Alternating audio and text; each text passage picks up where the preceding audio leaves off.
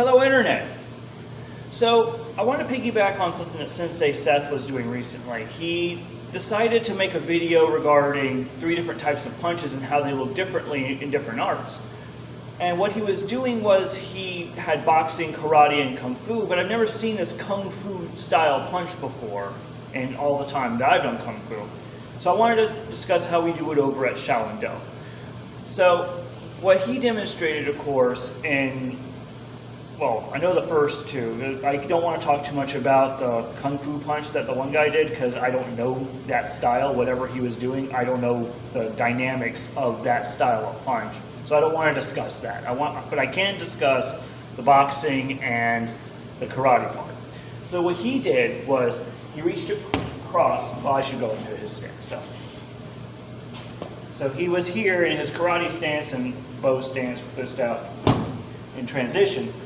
And he created a cross punch, which we call a push punch.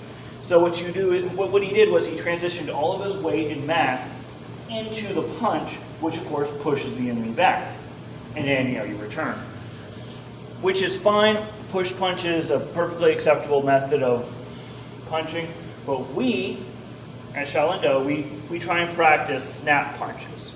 So what that is, it's more like, so I take my stance.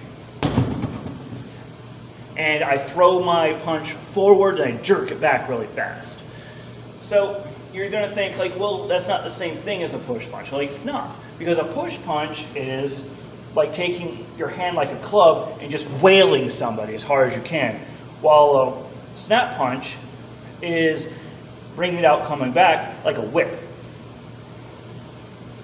So if I got my guy here and I want to exert force, I want to put damage on him, bam! I put it out and bring it back, so that way he has no chance of like grabbing hold of it in case my attack misses or it blocks somehow. I go out and I come back as fast as I can. And you think, wait, well, you're going to lose a lot of energy there because you're not putting your full mass into it. And you're right, but you're also wrong. So one thing that karate and boxing both do well is transitioning. They transition force from the ground, up the leg, up the back, through the shoulder, out the arm. That's what that pivot's for, right? You can't see my feet right now, but that's what that's for. Bam! And that hits. So you can do the same thing with a snap punch too, as long as you pull back afterwards. So, see, it's the same force. So what you do in order to do a snap punch more efficiently is you just have to make sure that your muscles are relaxed. If you're tensed up and you're turtled up and stuff, you're going to slow yourself down because with your muscles tense, your body can't move as fast. Like, your body can still move, obviously, but not as quickly. So what you do is you loosen yourself up, relax your limbs, except for exactly the muscles you need to keep your hands up, and then you use just the muscles needed to throw that punch forward and pull it back. And then you're right back into your defensive stance. Okay? So that's how we do it in Shaolin Do, snap punches. Because with a push punch, yeah, it looks powerful, it looks hard, it is. It can push the enemy back. It looks good on a bag. Okay? That's like getting hit by a car. Bam! Okay? But a snap punch, that's like being in a car, hitting another car, and your body goes.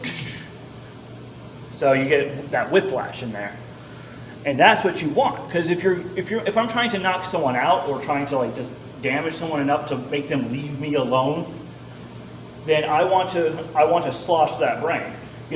Bam, knocked out, good to go. Theoretically knocked out. You never know with some people; they cannot be knocked out. But I don't fight those people. I run. All right. Thanks for watching, guys. See you next time.